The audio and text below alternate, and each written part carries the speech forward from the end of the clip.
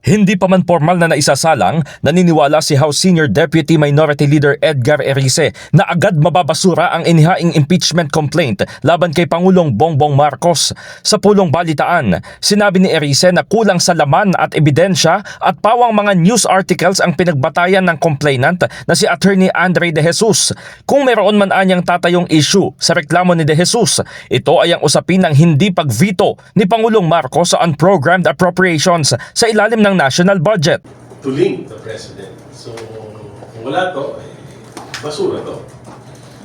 Graft and corruption. Allegations involve a systematic plunder of the national budget through unprogrammed appropriations and ghost flood control projects. It specifically cites a claim of 100 billion insertions in the 2025 budget for kickbacks. Ito yung sinabi ni Saldico. Wala naman dito si Saldico, wala naman mga affidavit si Saldico. So, basura to. Unfitness for office, yung tungkol sa pagiging drug addict.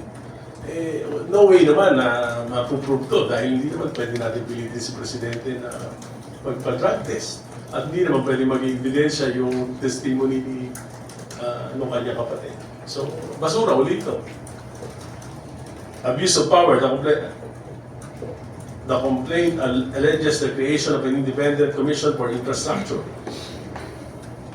was weaponized move and political allies and target enemies. I don't think that this is a impeachable offense. Iginit din ni Erice na kung siya ang boboto sa Committee on Justice, ibabasura niya ang impeachment case. Aminado naman si Bukidnon Representative Jonathan Keith Flores na sa kasalukuyang political landscape sa Kamara, nananatili ang supermajority mula sa iba't ibang political parties na sumusuporta kay Pangulong Marcos.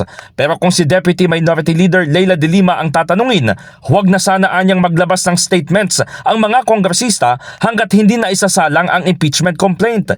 Ipinaliwanag ni De Lima na bagamat hindi maiiwasan ang paglalabas ng pananaw, makabubuting ituon na lang ang pansin sa magiging itsura ng kaso pagdating sa House Committee on Justice. In certain instances, mas political ang impeachment proceedings. Kasi nga, ayan na yung mga kaalyado ng Pangulo coming to his defense this early without yet scrutinizing the grounds and the evidence. And we cannot prevent any individual member of the House of Representatives to express their views. So ang importante pagdating sa committee level ay bukas rin ang isipan ng individual members of the committee.